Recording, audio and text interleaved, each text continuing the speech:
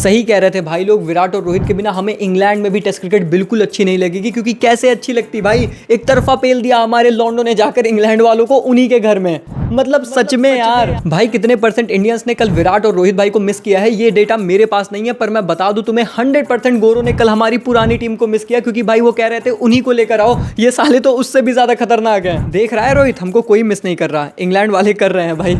मैं आपको ईमानदारी से बता रहा हूँ, मैंने टेस्ट मैच स्टार्ट किया और मेरे को कोई इंटरेस्ट नहीं था ये मुकाबला देखने में। मैं लिटरली विराट और रोहित को मिस कर रहा था और मुझे लग रहा था कि उनके बिना टेस्ट क्रिकेट कैसे देखूंगा। बस टीवी चलाकर ऐसे ही मैं बीच बीच में स्कोर कार्ड देख रहा था, लेकिन उसके बाद हमारे खिलाड़ियों ने जिस तरीके से खेला है ना, लिटरली भाई मजबूर कर दिया कि हम टीवी पे चिपक कर इनको देखें और इनको अप्रिशिएट करें। भाई आपको याद होगा, हमने प्रीव्यू में क्लियरली आपको बोला था कि India do have a realistic chance कि हम पहला टेस्ट मुकाबला ही जीत के साथ शुरू करें, क्योंकि इनकी जो गेंदबाजी है वो गली लेवल की है, हमारी जो गेंदबाजी है वो टॉप क्लास है। इनकी गेंदबाजी तुमने देख ली, हमारी गेंदबाजी तुम देखोगे। बात सिर्फ बैटिंग पर थी कि क्या हमारी बैटिंग अपने आप को संभाल सकती है, और भाई पहले ही दिन बल्लेबाजों ने जो करिश्मा किया है ना, हिस्टोरिक रन्स बना दिए हैं, ये बिलीव कराया है हमें कि भाई इस टेस्ट सीरीज में बहुत कांड होने वाले हैं। एक तरफ जायसवाल ने पहले ही दिन पर अपना जैज बॉल दिखाकर बेसबॉल वालों को मार मार के लाल कर दिया, तो उधर दूसरी तरफ नंबर 4 पर आने वाला एमआरएफ के बल्ले के साथ खेलने वाला एक कप्तान शतक मार दिया।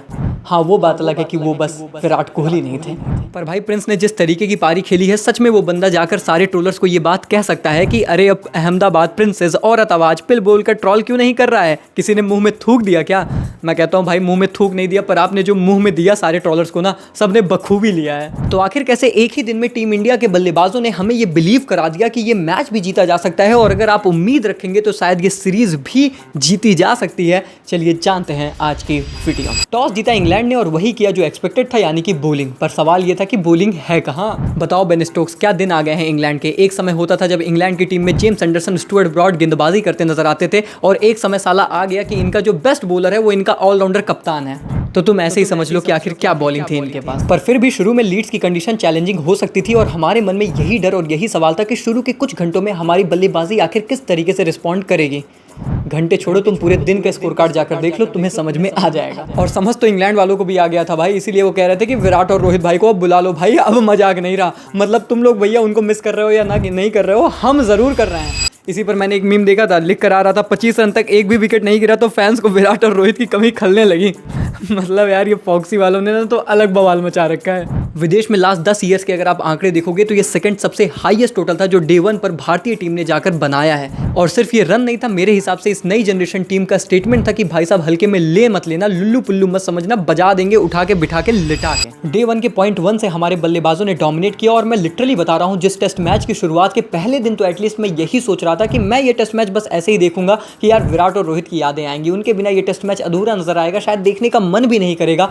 लिटरली बता रहा हूं, इन बल्लेबाजों ने शायद हमें इन्फ्लुएंस किया, शायद हमें बोला यार कि देखो हम भी अच्छा खेलेंगे, अपने देश के लिए ही खेलेंगे, और ये देखकर सच में अच्छा लगा। शुरुआत की हमारे जैसबॉल ने, जिसने बेसबॉल को देखकर भैया अपना खेल निकाल दिया, और 23 साल की उम्र में इस बंदे ने 5वां टेस्ट शतक जड़ा, और इस 23 साल के लड़के के नाम वेस्टइंडीज और ऑस्ट्रेलिया के बाद अब इंग्लैंड के भी खिलाफ शतक है, और वो भी इंग्लैंड की सरजमी पर इनकी पहली पारी में। शुरुआत तो इनफैक्ट केएल भाई को भी काफी अच्छी मिली थी, दोनों ओपनर्स ने अच्छी शुरुआत की, लेकिन केएल भाई का कंसंट्रेशन हल्का सा भंग हुआ, उनकी विकेट जाती है, और उसके बाद साई सुदर्शन आते हैं जिनसे नंबर 3 पर बहुत ज्यादा उम्मीदें थी, और जो कि एक्चुअली में चेतेश्वर पुजारा को रिप्लेस कर रहे थे, जिसका मतलब ये था कि आपको पेशेंस दिखाना है, पर इस बंदे ने नहीं दिखाया। मैं बिल्कुल जज नहीं कर रहा हूं, पहला मैच था, कोई बात नहीं है, बट भाई लेग साइड की गेंद आपको दिख रहा है कि लेग स्लिप खड़ी है, उस शॉट की बिल्कुल जरूरत नहीं थी भैया, आपके कूल्हे पर जा रही थी गेंद, पर भाई ने अननेसेसरी उसे टच किया और अपनी विकेट गंवा दी। तो वो सेशन जो पूरी तरीके से भारत का होना चाहिए था, लगभग 5 मिनट के गैप में भारत ने 2 विकेट लूज की, और जिसकी वजह से वो सेशन ड्रा रहा। उसके बाद जो हुआ है वो प्रॉपर सिनेमा था, क्योंकि नंबर 4 पर शुभमन गिल आते हैं, और वो भी एज अ कैप्टन आते हैं।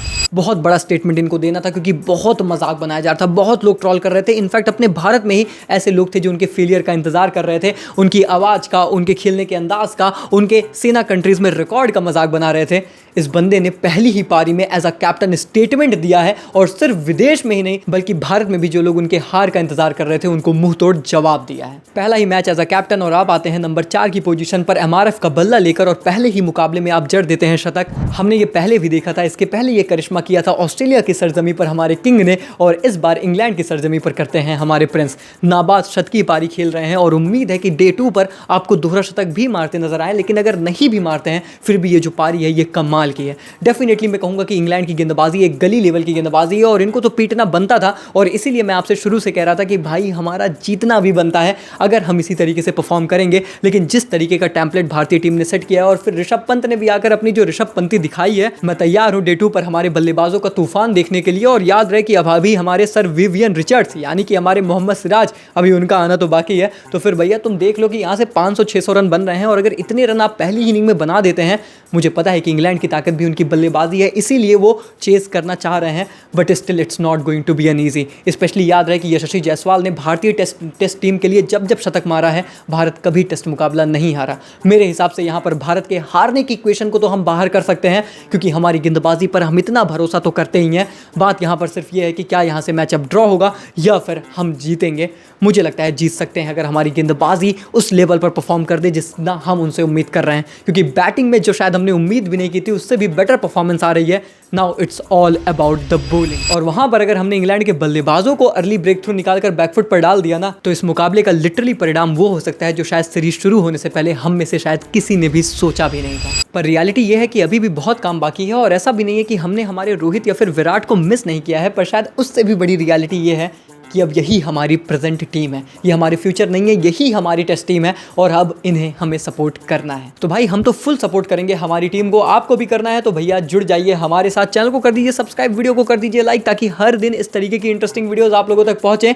और भाई कितना मिस किया विराट और रोहित को, वो बातें भी कॉमेंट्स में बताना, पर कितना अच्छा लगा प्रिंस और जैस बॉल की परफॉर्मेंस वो भी बताना। वीडियो पसंद आई तो लाइक मारो, चैनल को कर दो सब्सक्राइब। मिलते हैं तब तक के लिए, take care, good bye, thank you so much.